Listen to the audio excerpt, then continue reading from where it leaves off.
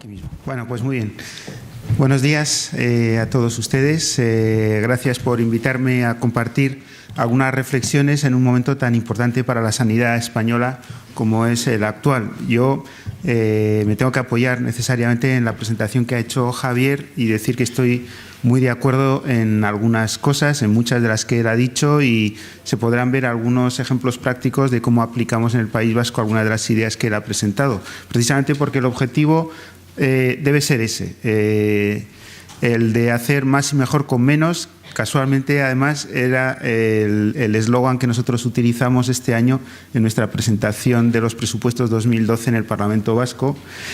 Y no es, desde luego, la solución a esta crisis el hacer menos con más, que es justamente lo que parece que nos propone el Ministerio de Sanidad con este Real Decreto Ley que acaba de publicar, que no es más que recortar prestaciones, excluir personas de la sanidad y hacer que la inmensa mayoría de nosotros paguemos más por unos servicios sanitarios que, además, no van a traer, como muy bien decía Javier, esa sostenibilidad financiera que es la supuesta justificación de esta reforma de la sanidad española que se quiere cometer. Porque tú has dicho que seguramente los expertos dicen que no llegará a 1.000 millones el ahorro de estos supuestos 7.000. Nosotros en Euskadi hemos hecho el cálculo y el impacto económico que pueden tener estas medidas es de 33 millones de euros, que es menos de la décima parte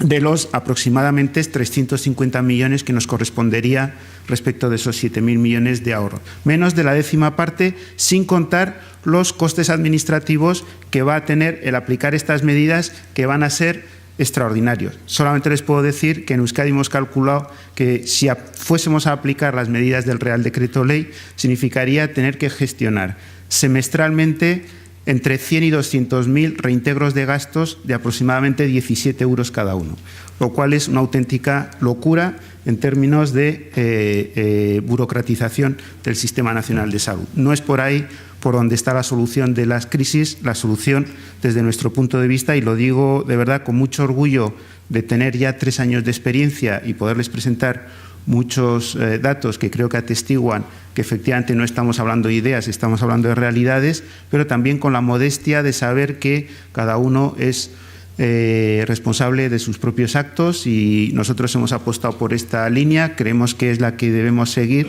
pero desde luego respetamos, como no puede ser de otra manera, las decisiones que otras comunidades autónomas adopten. Nuestra situación en Euskadi es verdad que es económicamente mejor que en el resto de España, se mire como se mire, en términos de solvencia en pagos, en términos de desempleo, en términos de crecimiento económico, pero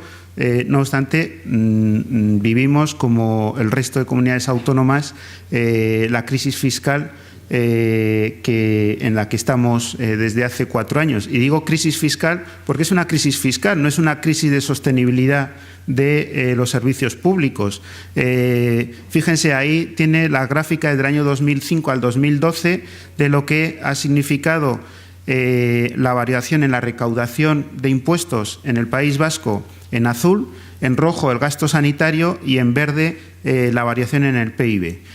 Como pueden comprobar ahí, lo que ocurre es un desplome en el año 2008 y 2009 de los ingresos fiscales, en torno a un 23% del total, el conjunto de los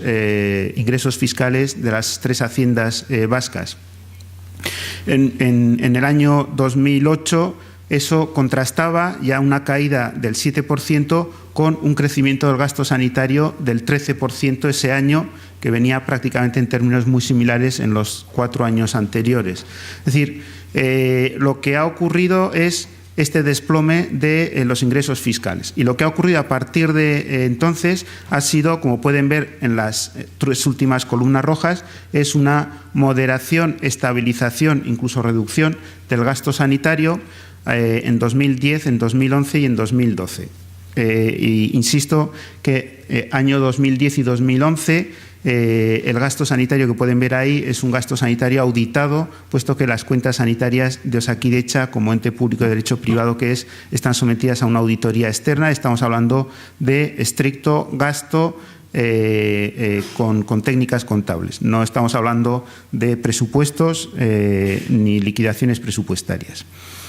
Por tanto, nos hemos ajustado a esa situación y pensamos que podemos aguantar bastantes años más en esa situación prácticamente de contención del gasto sanitario a lo largo de los próximos años, incluso absorbiendo los incrementos de actividad que, como todo el resto de los sistemas de salud, estamos teniendo que atender. ¿Y cómo lo hacemos? Pues lo hacemos con esa triple agenda que yo he utilizado como el título, ¿no? Medidas de ajuste del gasto inmediatas, gestión pura y dura, lo más rápidamente posible. En segundo lugar, una racionalización de la infraestructura, de las estructuras asistenciales que hemos ido construyendo a lo largo de todos estos años, que se pueden mejorar también con determinadas políticas. Y, en tercer lugar, con una apuesta por una transformación del modelo asistencial orientado fundamentalmente hacia lo que es hoy el problema número uno en términos de epidemiología, que es la polimorbilidad crónica. En relación al ajuste del gasto, hemos mejorado de una manera significativa la productividad interna de nuestros propios servicios de Osakidetza, como van a ver con algunas cifras. Hemos centralizado muchísimas compras estratégicas que se hacían hasta ahora individualmente por cada una de las comarcas u hospitales de Osakidetza. Hemos llevado adelante una política de gestión de conciertos muy importante, buscando mejores precios, renovando prácticamente todos los concursos de los grandes líneas de servicios que tenemos concertadas con las empresas privadas, reduciendo a menos de la mitad el número de derivaciones para procesos quirúrgicos o médicos en lista de espera, que antes se derivaban a la sanidad privada y que hoy lo hacemos con mejora de la productividad interna de Osakidetza, sin afectar absolutamente para nada los tiempos de demora ni en intervenciones quirúrgicas ni en consultas externas, y con una gestión de farmacia también que ha sido, pues en fin, polémica en algunos casos en los últimos años, a través de medidas que buscaban la incentivación mucho antes del Real Decreto Ley 9/2011, la prescripción por principio activo y el consumo de genéricos. Esto nos permite, pues, haber cerrado el año 2011 respecto al 2010 con una estabilización del gasto de Osakidetza, que es el más importante con diferencia, un 0,20% de crecimiento, prácticamente la misma cantidad, pero con una reducción de un 7% en el gasto en medicamentos, un 1,7% el gasto en conciertos privados y manteniendo nuestro nivel de inversión. No solamente manteniéndolo, sino con un crecimiento de la inversión ejecutada de Osakidetza en el año 2011 respecto al 2010, un crecimiento de un 20%. 100 millones de euros dedicados a inversión. Pensamos que el modelo de transformación de la sanidad vasca requiere también una apuesta por la modernización de nuestras estructuras, tanto físicas como en tecnologías de la información y de la comunicación, y nuevos equipamientos médicos, por supuesto. Este es un ejemplo de lo que ha significado a lo largo de estos 4 años, donde, a pesar de seguir aumentando la actividad de Osakidetza, en este caso son las columnas que ven ahí, que miden el número de altas hospitalarias, lo mismo podríamos utilizar para el número de intervenciones quirúrgicas, etcétera. Año tras año hemos seguido aumentando el número de altas y, sin embargo, el gasto sanitario público por persona en Osakidetza ha bajado desde 1.650 euros por persona y año a 1.550. Es decir, una reducción de 100 euros por persona y año, sin producir ningún recorte ni en prestaciones, ni en accesibilidad, ni en exclusión de pacientes. Bien, voy a ir un poquito más rápido. Estos son algunos ejemplos de lo que ha significado centralización de compras en Osakidetza, donde hemos logrado reducciones de precios en distintas líneas de productos, productos sanitarios, obras, etcétera, en torno a un 20% en el año 2010, en torno a un 15% en el año 2011. En cuanto al gasto farmacéutico, es también significativo la reducción que se ha producido en el gasto, que ha pasado en el año 2008 de un crecimiento anual del 6% a un decrecimiento, una reducción del gasto de un 6%, de un más 6 a un menos 6% en 4 años, que ha sido, es verdad, producido en buena parte por la reducción en el gasto medio por receta, es decir, en el precio de los medicamentos, que concretamente en el último año bajó un 8%, pero no solamente, porque también hemos conseguido atemperar el crecimiento en el número de recetas, que hace 4 años crecía a un 5%, el año 2011 creció un 1,6% y les puedo decir que en marzo del 2012 hemos conseguido por primera vez en la historia de Osakidetza reducir en términos interanuales el número de recetas. Concretamente en marzo del 2012 se redujo el número de recetas en Osakidetza en un 1% respecto al marzo del 2011. ¿Y esto por qué? Dirán. Pues es porque, entre otras medidas, estamos haciendo, previo a la implantación del nuevo proyecto de receta electrónica del País Vasco, estamos haciendo una revisión por parte de todos nuestros médicos de familia de todos los historiales farmacoterapéuticos de los 2 millones y pico de usuarios que tenemos. Estamos ya en un 60-65% de pacientes cuyo historial farmacoterapéutico histórico ha sido revisado por los médicos de familia, lo cual ha permitido, sin ninguna duda, eliminar medicaciones redundantes, duplicidades, interacciones medicamentosas, etcétera, etcétera. Y con un crecimiento que nos ha permitido triplicar en estos 4 años el uso de envases genéricos en nuestra prescripción, desde menos del 10% hasta un 27%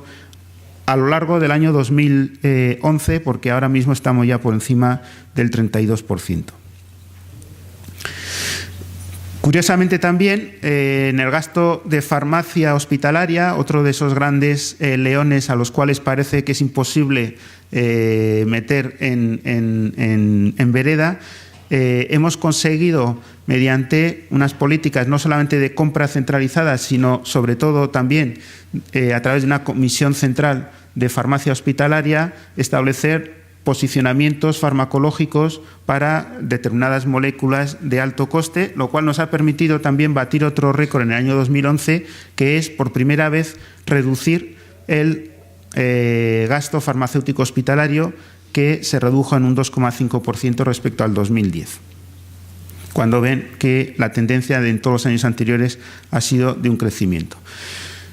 Es necesario también acometer una nueva política de infraestructuras, racionalizando la oferta asistencial que hacemos. Fuimos de los primeros en España, prácticamente nada más llegar al Gobierno en el año 2009, que hicimos una reordenación completa de nuestra atención continuada, cerrando centros de salud a los cuales no iba prácticamente nadie los sábados a la mañana y, sin embargo, ampliando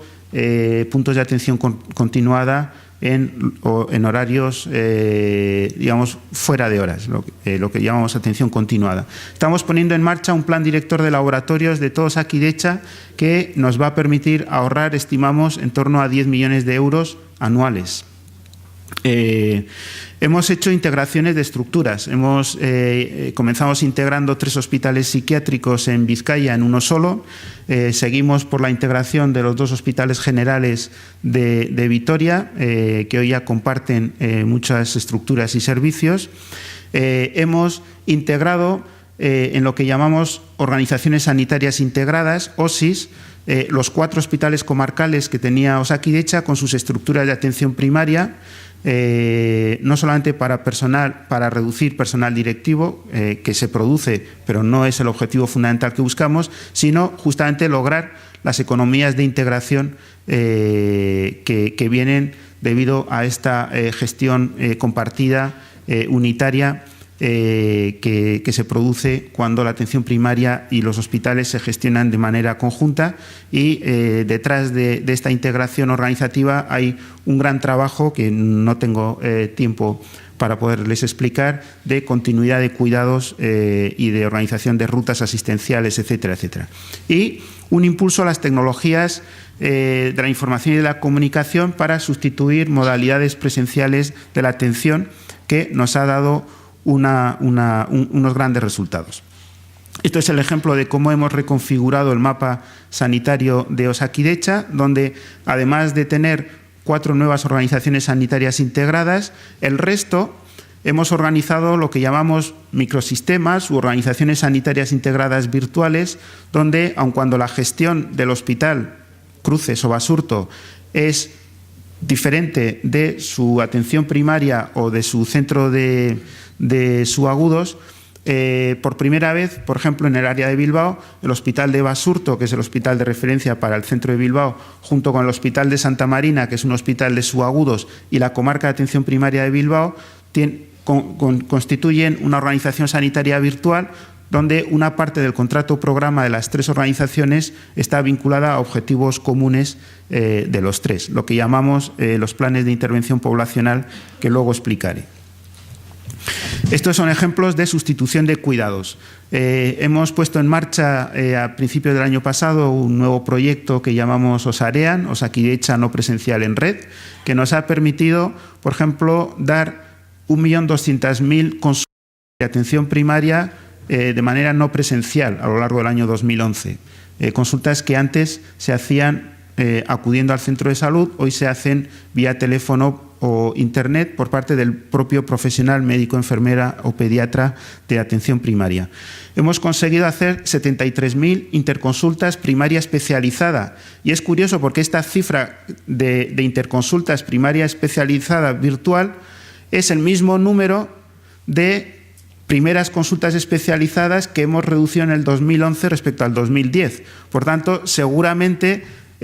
hay una sustitución, yo diría que casi evidente, de consultas de especializada que antes se hacía mandando al paciente a ver al especialista y que ahora se hacen a través simplemente de una interconsulta virtual entre el médico de familia y el médico especialista. O bien la plataforma de consejo telefónico que opera ya en régimen de 24/7, 24 horas al día, 7 días a la semana, donde una plataforma de enfermería da consejo sanitario a cualquier persona que llama a este teléfono a cualquier hora del día, y que resuelve un 85% de las llamadas, y que son normalmente problemas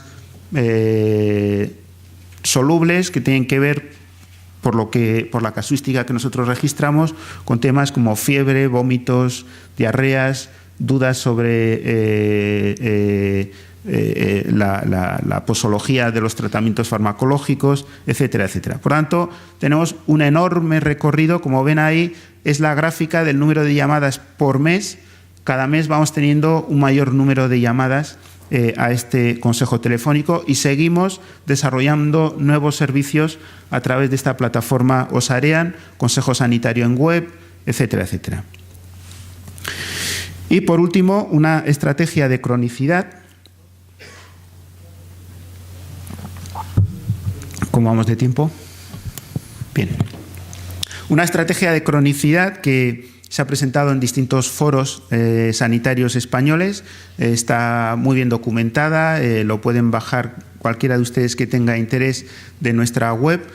tanto un documento inicial donde se planteaba en qué consiste la estrategia, como más recientemente, hace 1 o 2 meses, un documento que hemos publicado sobre avances en la estrategia de cronicidad, que tiene fundamentalmente una visión poblacional en la manera de abordar los problemas sanitarios. Javier Colás hacía mención a la importancia y el poco resultado obtenido en esto que siempre decimos, que es poner al paciente en el centro del sistema sanitario. Bueno, pues nosotros queremos hacerlo. Y queremos hacerlo porque queremos mejorar sus resultados clínicos, pero porque sabemos también que mejorando los resultados clínicos vamos a mejorar los resultados económicos. No hay más que ver cómo es la distribución del gasto sanitario en cualquier población. Esta es los 2.300.000 ciudadanos vascos que tenemos.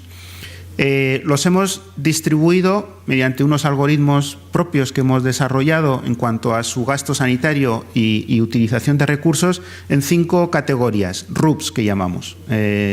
grupos de utilización de recursos. Desde el 0, el que menos usa, al 5, el que más usa. Pues bien, como pueden ver ahí en las columnas,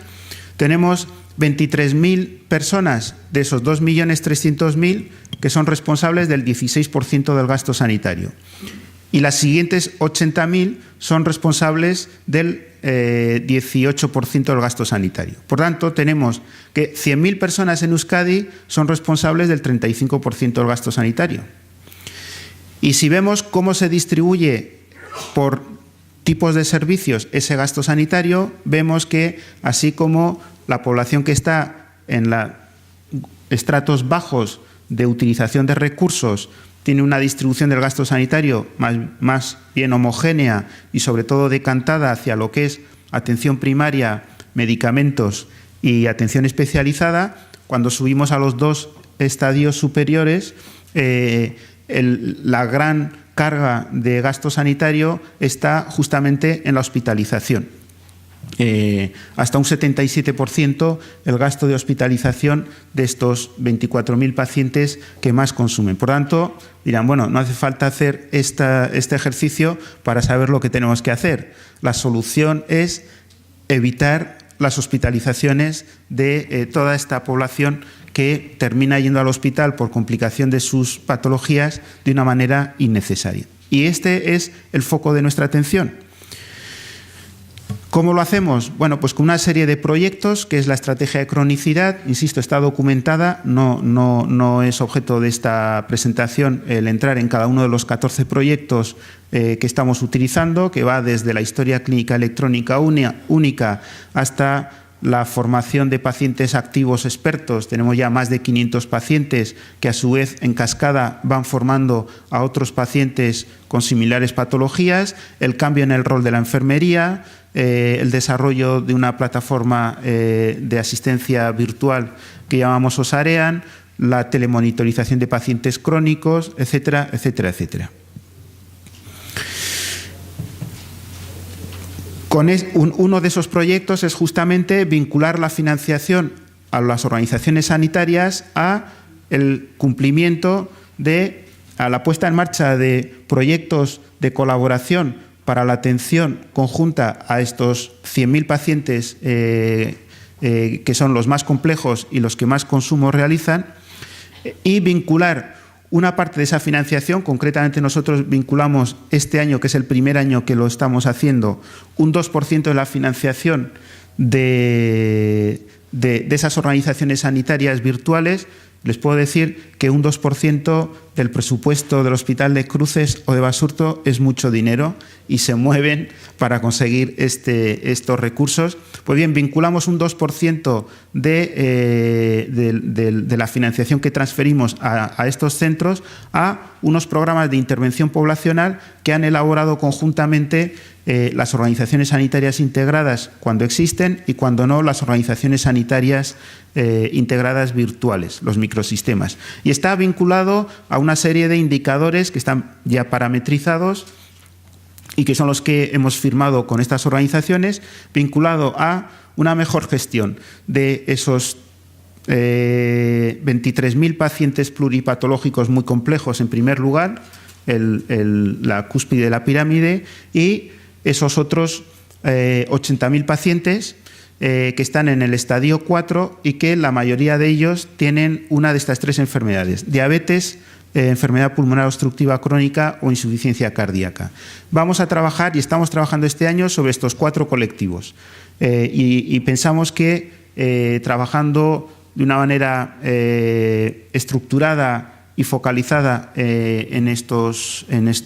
con planes de actuación bien definidos y acordados y soportados por los clínicos que están detrás de estas patologías, fundamentalmente pediatras,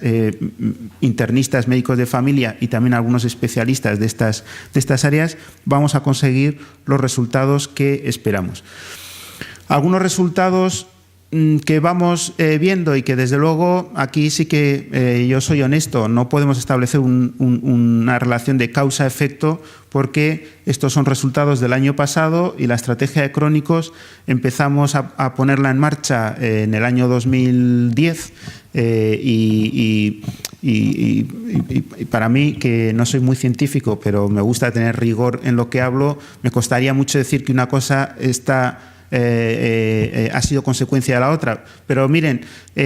hay unos datos que nosotros hemos evaluado de cuál es nuestra actividad asistencial en el año pasado y son bastante contundentes. Mientras hemos aumentado, teníamos un objetivo que es reducir ingresos hospitalarios de estas patologías innecesarios y son lógicamente ingresos hospitalarios médicos y no quirúrgicos. Pues bien, a pesar de que aumentamos el número de altas hospitalarias en Osakidetza en el año 2011, hemos conseguido aumentar en un 7% las altas quirúrgicas y reducir en un 1,5% el número de altas médicas. Si vamos al número de estancias, hemos conseguido reducir en un 4% el número de estancias,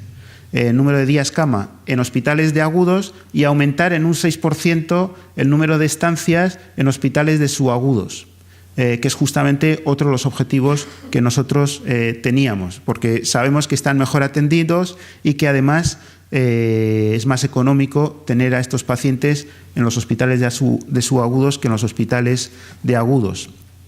Hemos aumentado en un casi 50% el número de estancias de hospitalización a domicilio. Hemos mejorado la complejidad media de nuestras altas hospitalarias, tanto en los procesos quirúrgicos, un 6,1% de crecimiento del índice de case mix, o el 1,2% en las altas médicas o el 5% en las altas psiquiátricas. En conjunto hemos conseguido ahorrar 52.000 estancias desde el año 2009 hasta el año 2011, equivalente a un ahorro de 42 millones, 10 millones más que lo que va a ahorrar el Real Decreto Ley 16/2012.